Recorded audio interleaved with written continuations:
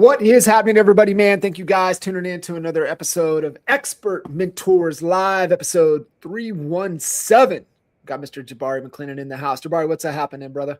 Hey, enjoying life. Glad to be here with you. Yes, sir.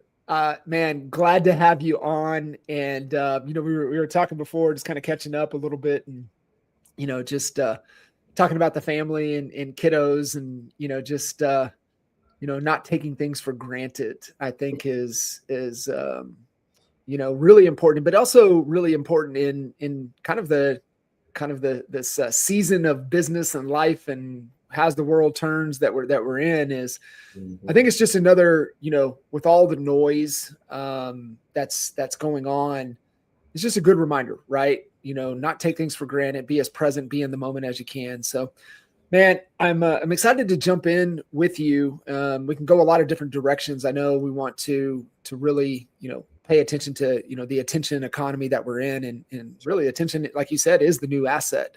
So, Jahbari, give us a little bit of context, give us a little bit of background, maybe, lean into the origin story, for you and your business, and then let's get right into the topic. And you're a teacher at heart. You love giving back and teaching. And so we'll talk a little bit more about that, but yeah, kick us off, give us a little bit of intro about yourself, a little bit of the origin story, how we got into business. And then, we'll jump right into the topics.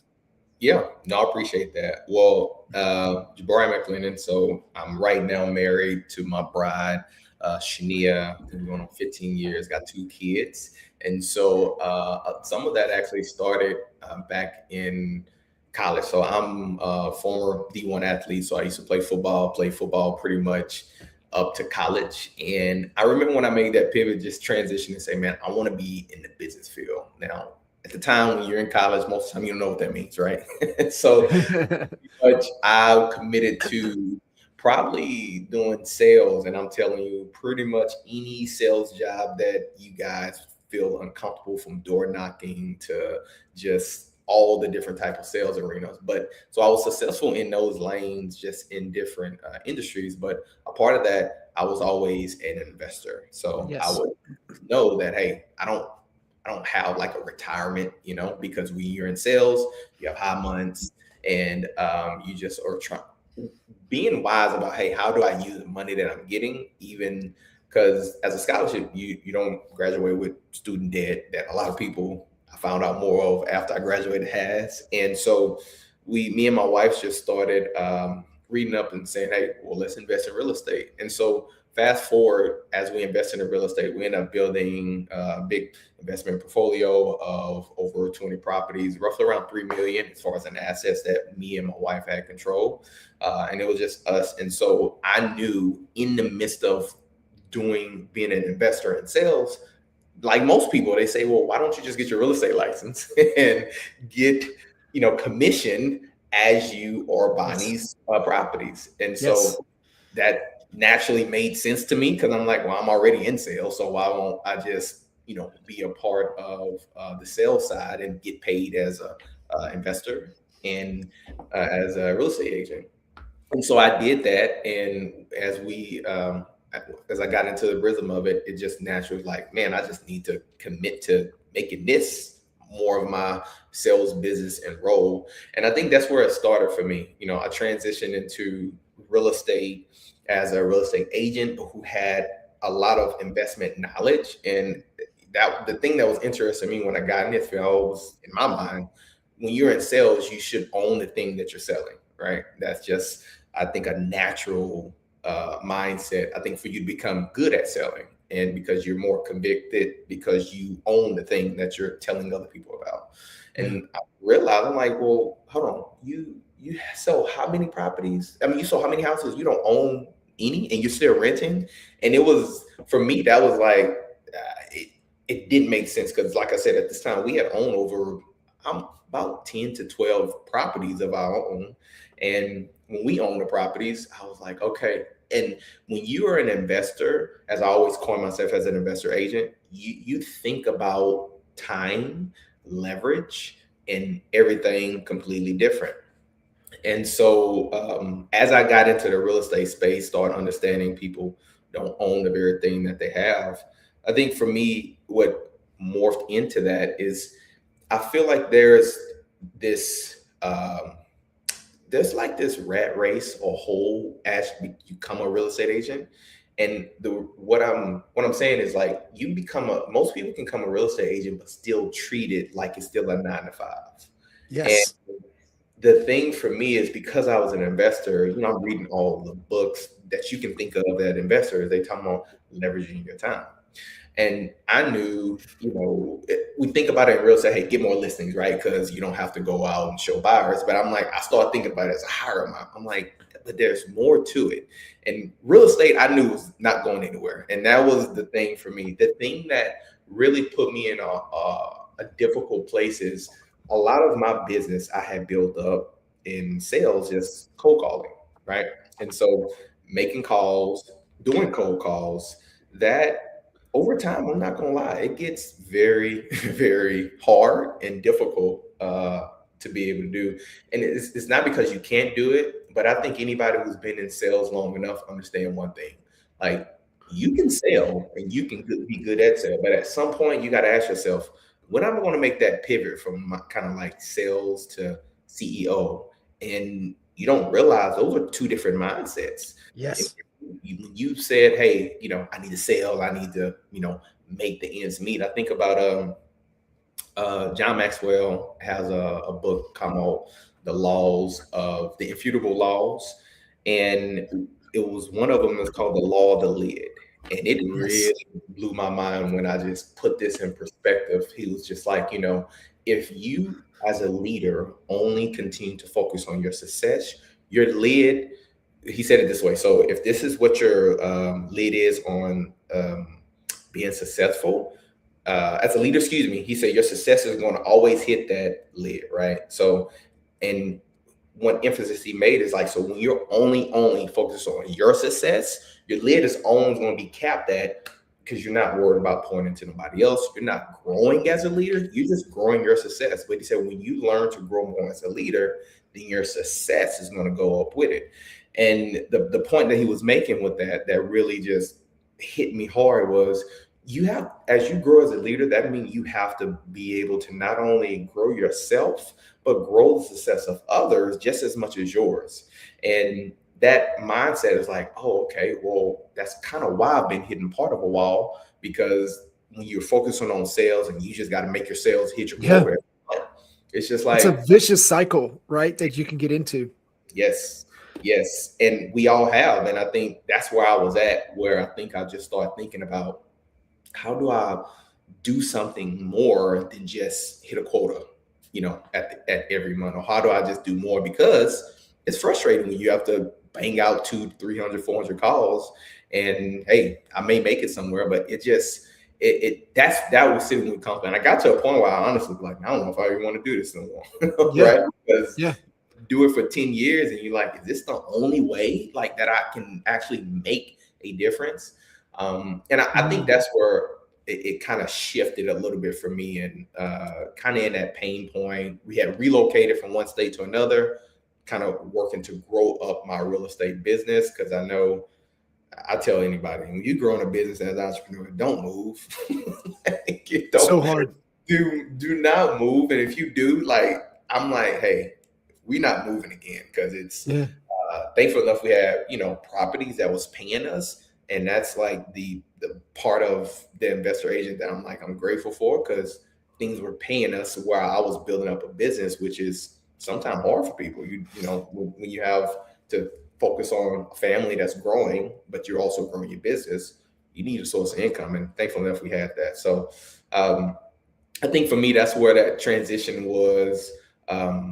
You seeing things online, you seeing people growing, and I think anybody who scrolled any platform, whether it was YouTube, Facebook, Instagram, TikTok, you like, how much did they make, or what are they doing? That's this is content creators or just people who's on YouTube, and the natural thing for me was like, man, this is growing where people are making a living off of. And it just kind of, that it was just, it's that aha moment. I'm like, well, I'm not afraid to be on camera, and it's easy for me because in my past I was always in front of I did speaking, I did a lot of the things of just getting in front of camera, so it was not hard for me to do that. But how do you build a business off of that, and do it in a way where I can still maintain kind of my real estate sales presence?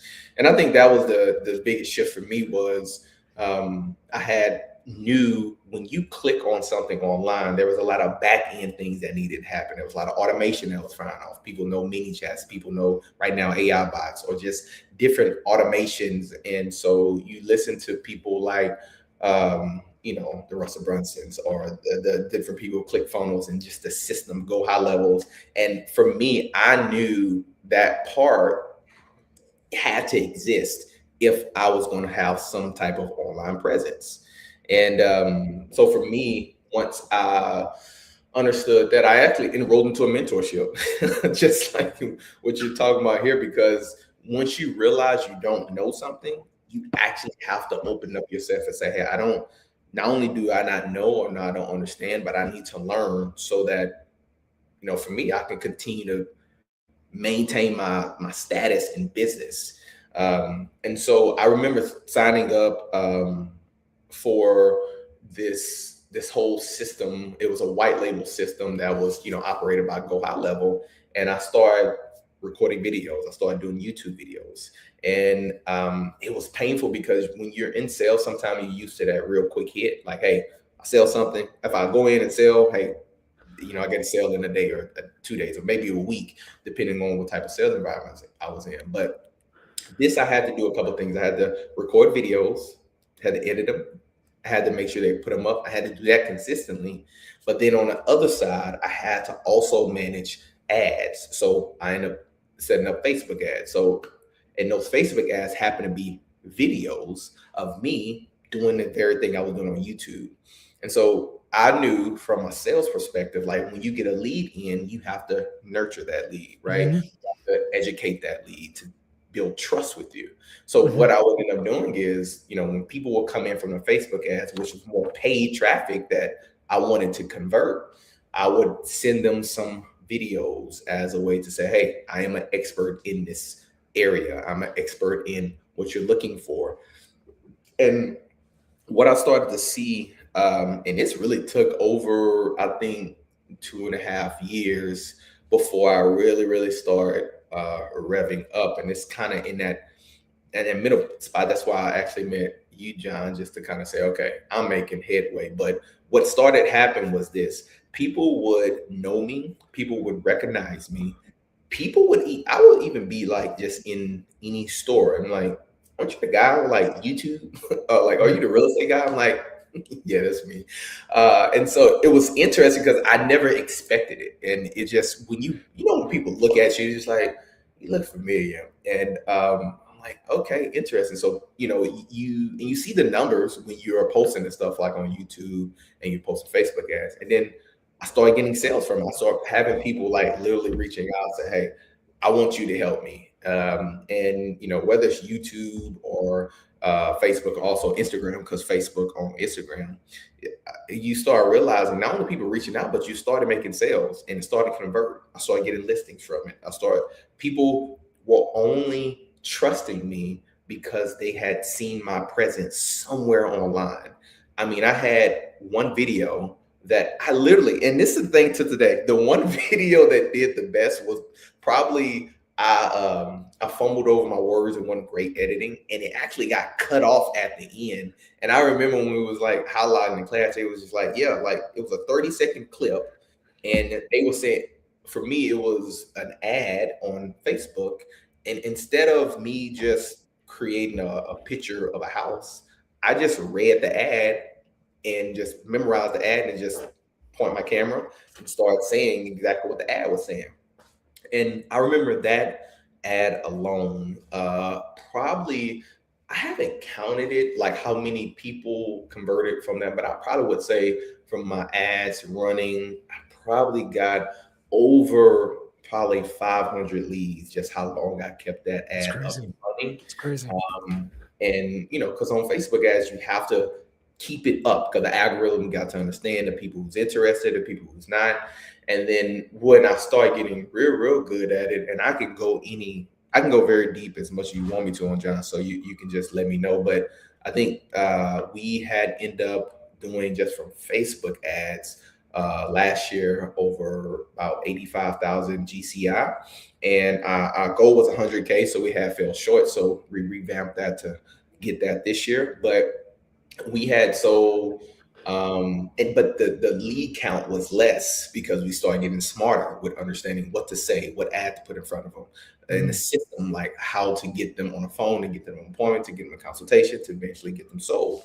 And so, so we have, which I just learned this from inside sales rep who actually have college students, because I'm in Texas A&M, which is College Station. So if you need real estate here, come here or connect with me. But I talked to the guy who he has a sales hub of college students, and he was saying he worked with other real estate teams. And he said, I told him, hey, well, I got about 200 leads last year. We sold 10. And he said, man, Jahbari, it's like a 5% conversion rate. I said, oh, okay. And me, I'm like, oh, okay, man, I need to get that up. He like, man, I run a company like for 13 years. Like we average like 1 or 2. He's like, that's pretty good. He's like, what are you doing? I'm like, oh. And so that's the other part for me. I think sometimes you get so entrenched in the process, you don't realize like, hey, that's like, you can have some good conversions, just double down on it. And John, you told me that several times. You're like, hey man, just focus on this one thing and keep going. And the ROI was crazy. So it's hard too, right, Jahbari? Because like, especially when we're trying to get traction, right? Mm-hmm. Especially like you said, I loved what you said, moving into a new market is so hard, right? And when you said that, it made me kind of think, about me personally and kind of personal situations, but also, good friend of mine, longtime friend, client, Kevin Shoemaker. And, Kev's in, Fort Collins, but, they became empty nesters a couple of years ago. So they bought, the getaway home in Sarasota, Florida.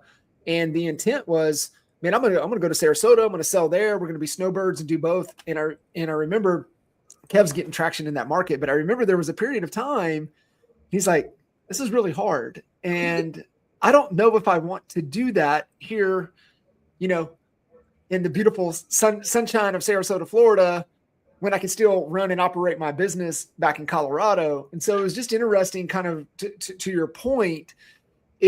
We think, we have traction in a market, and we think we're going to still have that same traction in a new market. And it's just like, especially if you have a strong brand, a strong presence, and a lot of key relationships that your business is kind of gravitated and built on, and you're not used to generating and converting cold traffic. That's the kick in the teeth that most people don't think about, right? You know exactly what I'm talking about. Yes, but the beautiful thing of what you did, and this is where I want you to go deep. So let's go deep on this. This, Expert Mentors is more, value add training, give you some key takeaways, key points, things that you can implement. But what you've done really well, and I know it gets going, and we want to get more going and stuff, but one thing that you knew you could always go back to the well on and grab a deal or two when things were slow that you needed to get going is Facebook ads, right? Yep. And I had a client last week I was talking to, and we know the real estate tax out there, right? That's the high end referral fee paid on the back end that agents pay because they don't know how to run ads and generate traffic. And that's the beautiful thing that you had to figure out going into a new market. And so that's where I want to go. But I want to just kind of emphasize this point. And so you have to kind of like, okay, I gotta have something that's a go-to at any time. I know my offer. I know my one channel. I know the process, right? That's how we get consistent leads, is when we manage and nail all three of offer, one proven channel, and then what's the marketing process. So you nailed your offer, you nailed the channel, Facebook ads, and then you nailed kind of the marketing process that it went into. Yeah. That skill set allows you now to go into any market you want, because now you got a way to get into a market. So talk through that, and then definitely I want to touch on a few other things, but talk about the ad process, because that's one way to get away from this real estate tax of the 30 to 50% referral fees that agents are paying through the Zillows, through, all of the other companies that will nail you on that referral piece on the back end. Yeah. So I think it first started with mindset and twofold. Like, I'm in a city that I don't have any presence in. And I work the old school way for enough where I'm like, I'm done doing that. And I am this city is like, it's very, Texas A&M is the home of Aggie land. So it's like, I'm not an Aggie, and they have a great relationship. And I'm like, okay, that's great. Like, I can't play victim, because if I do that, then it doesn't allow me to actually get into solution mode. And so I'm like, okay, that's first step. Second thing, if I'm good at sales is only as good as your marketing message. Because as a marketer, you have to show up in places where people are already looking. And in old school way, that was billboards, right? That was newspapers. That was commercials, like TVs. How many people of your mentors, late night ads, they seen a ad like, man, that changed my life, right? And so I started thinking along the lines of like, what does that look like today? And we heard the Gary V's and all the people, but you have to create that to make your own story. And so the mindset was like, I'm very good at sales, I suck at marketing. Right? I don't understand marketing enough. So I started going deep down that rabbit hole to understand marketing. I started to understand, how do you position yourself as marketing? What are the things you need to do? Like, it takes 14 to 17 times for somebody to see you, like on a marketing message, oftentimes before they even reach out. And you got to ask yourself, well, how many times am I showing up in front of people? And how easy. The thing that I've realized is that I've showed up so consistent online is that when I now pick up the phone, and it's kind of spoiled me. I'm like, hey, this is Jahbari Maclennan. They like, oh, hey, I know exactly who you are. I'm like, that is the best feeling. Yeah. Because it's like, oh wow, like, then when someone don't know who you are, like, and you have to kind of humble yourself, like, okay, I'm still building a business, gotcha. So I still got to do that, but it allows me to understand first that mindset was important, and so I wanted to emphasize that mindset first, because that I had to understand the connection between sales and marketing before I got to the results that I was in. Because if I didn't understand sales and marketing, then I didn't understand what KPIs I need to focus on a weekly basis to make sure that I'm converting, or I'm having the right conversations with the right people based on when the ads come in. And so, one aspect of marketing that I learned is you need to control the list. And so I appreciated that my CRM and everything, I had the name, I had the numbers, I had the emails, right? And so even when people would come in, I would send out newsletters every week, because even if I didn't talk to them yet, I was still getting in front of them through their email. I was still sending them text messages. And because I controlled my list, which is oftentimes, look at people like Zillow, look at like every different online platform that we pay into. What do? They don't give you the email. They don't give you the number. They have like a third party or a different type of email or number that they use to control that list. And I knew in marketing, I want to control my list. How do I control my list? Well, I have this database of clients. Now I have to work that database. And then to get even more specific, when you have that list and on Facebook ads, you can start retargeting people. Mm-hmm. So now that I actually have the names, I have the people, I know they see me. I can get into the data and say, oh, okay, they looked at 25% of this video. They looked at 50% of this video. They looked at 100% of the video, but they didn't click the link. Why did they click the link? Okay, let me retarget a video. Let me retarget a testimony. Let me retarget maybe what I was talking about in that video and a testimony from that. Because now I found a way to be able to drop my my ads costs by, from, I think I had some high ads, but I think the lowest I got on all ad cost was like $1.77. Think about $1.77 to be able to convert a $9,000 or $10,000 lead is actually wow when you put the map together. And so that's how I started getting very niched about how to not only want to convert to people, but start looking at those analytics of people who were seeing my video and in combination of like ad sets, they were seeing multiple different things and how I can be able to visually see that and convert them to get them on the phone or getting an appointment with them, because now in the back end, I have my AI bot that's communicating for me. And when I'm on calls like this, it's built in my head of different videos, different things that I've done that it start having conversations with them. So, and I'm still to today evolving.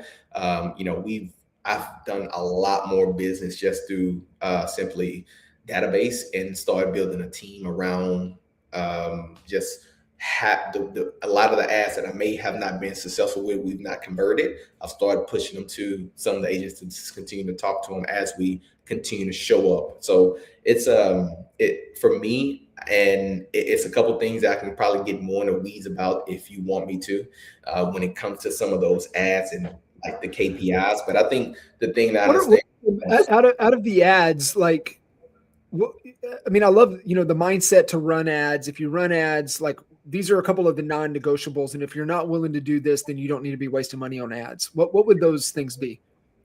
Have to review it weekly. You have to review your ads weekly to see what worked, what didn't work, and you don't have to test some things. It's nothing in the ad space is going to be 100% proof. If I sit up here and tell you like, hey, this ad's going to get you a lead, in the next 3 hours, I'll be lying to you. But you got to ask yourself, why didn't I get an ad? Why didn't I get a lead?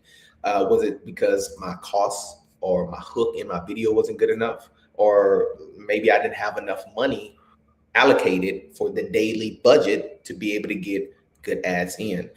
So if you can't be able to just do the simple things of reviewing your ads and take on kind of the sales, the marketing approach, and even the CEO approach to say, how do I grow this to make it better? Don't do it. And I think the other thing is being able to be able to stop your ads or understand like, hey, you don't have to set a budget amount, minimum $500 to $1,000, and that's on the minimum side to be able to allocate towards marketing. And sometimes it takes up to $2,000 to maybe even $3,000 on marketing a month. And to be honest with you, I haven't got there. That's why my margins are so small, but I convert at a very high level. Yeah. And the reason that that's possible is because I study those numbers on a weekly basis. And one thing that I recently did just a week ago, one thing, sometimes when you do ads, you get people, because this is the thing that people I realize don't like. When you do ads, you're like, man, these are people who are, they're tire kickers, or they're people who just don't have the credit, or whatever the scenario is, and they just get frustrated. Well, I learned once you start embedding certain things to help you analyze the results you're getting. John, I used this last week. It was Menace, and Menace actually just partnered with Facebook. And what it did in my ads, it reviewed all my ads. And Menace is a execution software, so it actually does the work for you.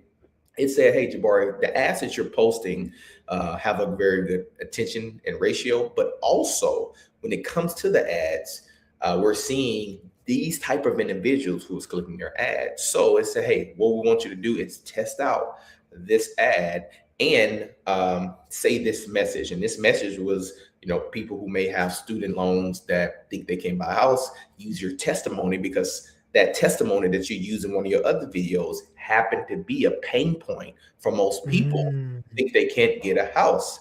And so I said, okay, let me run that. And just yesterday, we talked to my loan officer. I had converted a lady. She's been like on her job for 32 years, worked for the government, and have great score. And my lender's like, man, this is probably one of the best ones that you actually got into your database. He's like, what you do different? I'm like, man, I just started building in certain things to help me read what works and what works. In this case, it was Manus, and so we're looking to get that converted. But I realized, I am intrigued because the first time I heard about Mantis was Martell just a couple of weeks talking about Mantis and how he's utilizing it, and he ranks it like right up there as one of the best tools to be utilizing right now.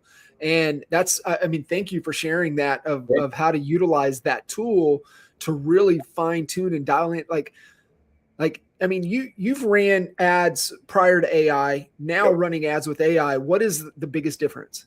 oh my gosh. Well, I think you feel that you have to educate yourself about ads, and you do. I think there's a fundamental that you need to understand about ads. But I think about ads and even AI. I learned this from the AI driven book. And he said, you have to be smart enough to understand when AI is wrong. And I think the difference between knowing when something is right and something is wrong is your personal either education to be able to say, okay, that is correct. Because so going back to the example that we currently just used when we use Madness, it said, hey, well, you need to target women in this age group. Well, I know in Facebook, I can't target a specific range, but Madness don't know that. But I know that because you can't discriminate on Facebook ads. So you just have to keep it the normal range. But what ended up still happening was the same thing. The same people were still clicking that ad. So I go to that small example because there are things about, I think this is any AI too, like you still need to understand how it works, but you also need to understand the default of when it does not work. How do you ask the right question or put yourself in a better position that it can keep working to your desired goal, and also when you need to test it out. And I believe this, and I'll tell you this because my wife she's homeschooled and she started building a whole curriculum on Manus this whole week, and so I'm like, wow, that's way cool. Yeah, it is. And my wife is like, you think I'm great? She's the one who kind of is the brains behind a lot of things. She's like, oh, I just figure out how to review all our tax stuff and just make sure it's ready to pass over to our accountant. Last time I checked, man, it's been working for about an hour to just like review everything, and then she has to go in there and review it. So but once again, it still take us to understand what it's telling me and make sure I'm like, okay, that's not right, and here's why I know. So it's a deeper intellectual understanding about your desired goal and how to make sure, okay, this is what I need you to do. And you say, okay, that's not right, and here's why I know that. And people who don't understand how to say no, that's not what I wanted, and re-throw it back to especially some type of AI tool, you can go down the wrong road, and you got to work yourself out that rabbit hole. So I think that's the biggest thing. I think some people have to be cautious as they are using certain tools like this, like Manus and Claude. Like we have Claude that we use and some skills in there. I got a success story on finding a foreclosure with that one.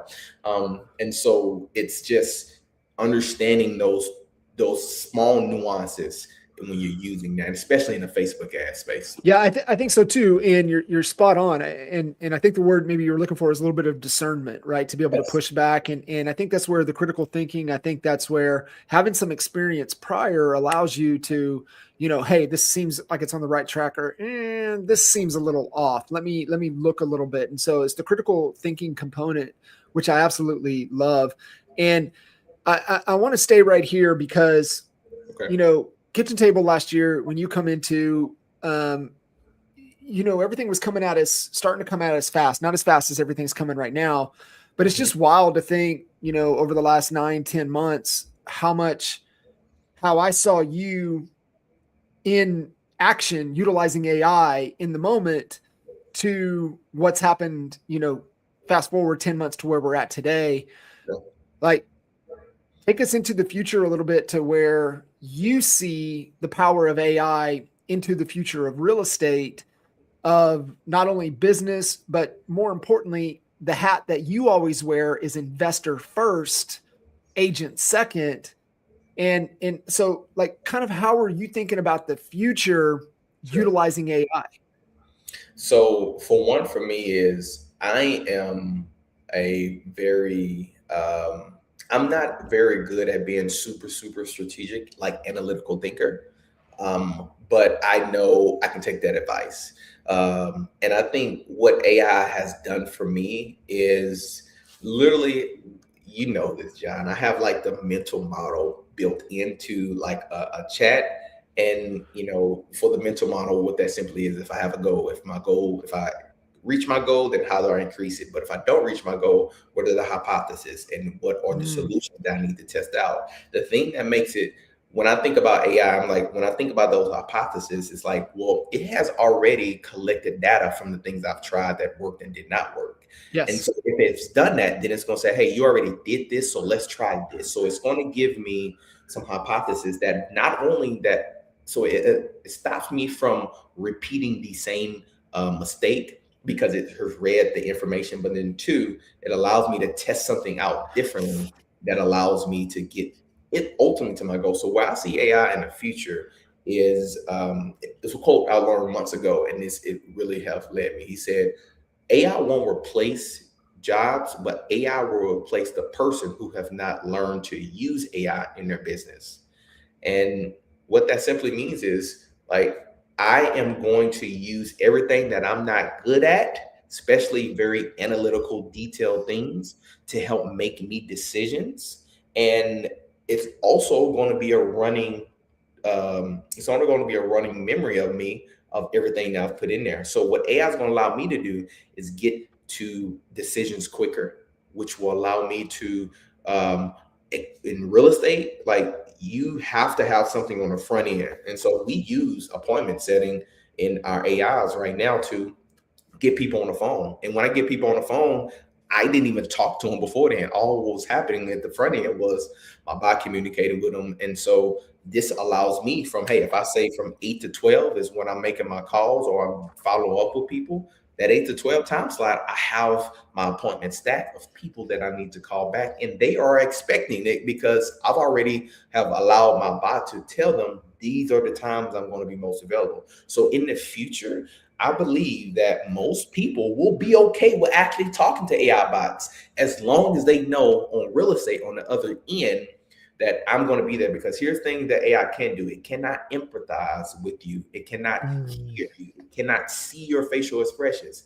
And I even think to the extent that it can do that, there's always going to be a disconnect because people at the end of the day need people, and people need face-to-face interaction. People need to be able to hear your concerns here. And I think a lot of people are getting scared that AI is going to replace them. No, you just need to grow your skill for human more and understand how humans are wired. And when you understand that and realize that the more that you can probably get the right person in front of you and talk to them, then it's up to you to make sure you know how to convert them, talk to that person, or get them, outside the head. And guess what? Sometimes it takes analytical information to be able to talk to a person who's very analytical. What do? I just create all that in my AI bot. So now I don't have to rack my brain on a lot of the things that I know from a sales process. If I'm dealing with from a DISC assessment, a high analytical person, I struggle with those people. But I don't struggle as much because now I know the data that I need to be able to present to them. And I think when you think about the future in AI, that's where it will continue to dominate. And I think the people who take too long to be able to start using it, I think over time you have to pay more, right, to get a lot of the insights that AI does give to certain people. Because once they realize you have to use it, you're now so much more depending on it. And where for me right now, I've used it to a certain extent where like, oh, okay, I can figure it out from here. Where people is just trying to understand, how do I figure it out? And that's why I believe that's going to be the biggest gap for the people who's waiting how to figure out, and people who's playing around with it, making the mistakes right now. That person going to use less, and what they use is more efficient, as opposed to the person who have to use more just to become that efficiency. And I believe that's going to be a huge gap over time. Yeah, I 100%. How are you thinking about or approaching and having the conversations with your clients, the consumers, right? And it's really not so much the AI, empowered business owner as much as the AI empowered consumer. Mhm. And we were in the room when Eric dropped, like, listen, like the number one customer complaint has always been communication until just a couple of months ago, which is where about a year it's been, the complaint moved from communication to I know more than my real estate agent. How are you, having those conversations? How are you getting out ahead of it? How are you thinking about the AI consumer? So one thing I always ask people, or even tell people when I'm creating content, I said, how many videos have you looked at around just selling or buying a home? And they'll say, well, several. I'm like, okay, how many of mine have you watched? Well, I watched a few. So the difference between you watching just different random videos in mine and is your situation is completely different from somebody else's situation. Yep. And I have to be able to distinguish people because information today is overload. Like me and you I don't have a problem to go tell you to look up how to do something today. What most people have a problem with is having at least enough organized information that's going to fit their tailored specific situation. That's where most people spend the most time with. And so for me, I have to always let my clients know or let them know on the front end is, hey, my job for you is to understand how I can use all this information to make your situation better. And the more that I'm able to do that with some of the tools and ask enough questions on the front end, like the one I did in the beginning, is I can actually get them the results quicker. And sometimes I have to do some more convincing just to help them see that reality. But I'm no longer trying to, like, you can't take time to guess on how to help people. You got to know people are bombarded with a lot of information. And what generally happens with people when they have a lot of information, they have to build trust with somebody. And if I can't build trust with them by asking the right questions to get them to listen to my viewpoint, then it's not important. But the beautiful thing about making videos and being visible online, guess what? I can actually send you things that I've already talked about in this topic, in this scenario. And what that's going to do over time is build trust with me. So when I get on the phone with you or when we meet, you are already more open to what I have to say. And this is why you cannot not be visible, because if the attention is the new asset, then more I have your attention on my content, then the more when we get on a phone call or talk, you're more willing to trust me. And so what I'm telling consumers is if they have questions about anything around real estate, I generally will send them a video of me talking about this in depth and then ask questions of like, was that helpful? And then understand if they're still lost in the process so that I can now customize my presentation to make sure that I'm assisting them to get to the end goal. Yeah, it's so good. And I think one of the things just even here recently, just kind of thinking about when it comes to, the AI consumer is instead of, fighting it, like, why not embrace it? And I was like, man, like, I love that you're doing your due diligence. You know why? Because it makes you a better partner with me in this process. And I think a lot of folks will use it as a combative, like, I know more than you. You're not right. It's like, why not get out ahead of it and be like, dude, I encourage you to do all of your research. Hey, in fact, I would use Perplexity Computer for this instead. Are you using ChatGPT? I wouldn't use that. I would use Claude for this. And here's why. And you know what? Because the more you learn, the more powerful we are as a team to be able to help you accomplish X, Y, and Z, to your point, right? It's so tailored and specific to them. John, you just make me think of a lady last week. We sat down and she was referred over to me. And, I think what we have to realize, like, people are nervous, right? When you're dealing with real estate, they're just nervous. And she had like 2 sheets of paper in front of her. I was like, well, my job of this is to kind of eliminate all the questions that you do have. And as we had our consultation and afterwards, she moved forward and she's on a contract now, like she's taken care of, right? But the thing that she said was when we was in that meeting, I was like, well, what are those sheets? She's like, well, I used chat to maybe think about some questions that I may need to ask you. But you've already answered all of them. That's awesome. And I never even seen the questions. I never asked her what the questions were. again, when you know humans and what, they're nervous. She's a first time home buyer and she's nervous. They just want to be taken care of. And I think that you have to have a self-awareness about yourself and understanding, like, am I doing this for the greater good of this person that's sitting across from me? Or if this is just what's going to benefit me, because people sense that more today than they ever will before. And that's why and that's why I go back to that, the law of the lid concept. If people hear and feel like you just in it, what's in it for me? What's in it for me? Guess what? People now sense that more today than they ever will. And it's like, it's going to be hard to hide that you're selfish and you just want a commission check. And people smell that when you come across breathing, like they say, having a commission breath. And so, and the reality is like you won't make it far when you are wearing that type of lens when you're meeting with people today. So good. Jahbari, man, I can't thank you enough for jumping in here and really embodying the whole Expert Mentor series. And it's just, really giving back, right? Giving back to the community, giving back to Honey Badger Nation. And man, it really is interesting and, embracing, technology, because that you've embraced it at a high level for everything that you do, which is really cool. And I mean, it's right in line where I see we have to be skilled up, to navigate the future. Yes. Well, I think I heard someone say that over time, those people who don't adapt, they're going to die. I mean, and you have to realize, if you're passionate about taking care of your family, if you're passionate about, making a difference in your community, in your, just even your city, if it's not national, you have to adapt. And so, and I'm just grateful that I've had the success I've had to get to where I'm at and to continue to press forward. And so, and I appreciate you for allowing me the opportunity to share my insights on what has been helpful for me.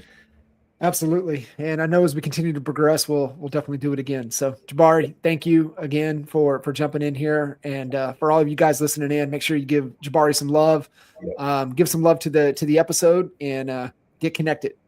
Jahbari, thanks, brother. We'll see you guys. See ya.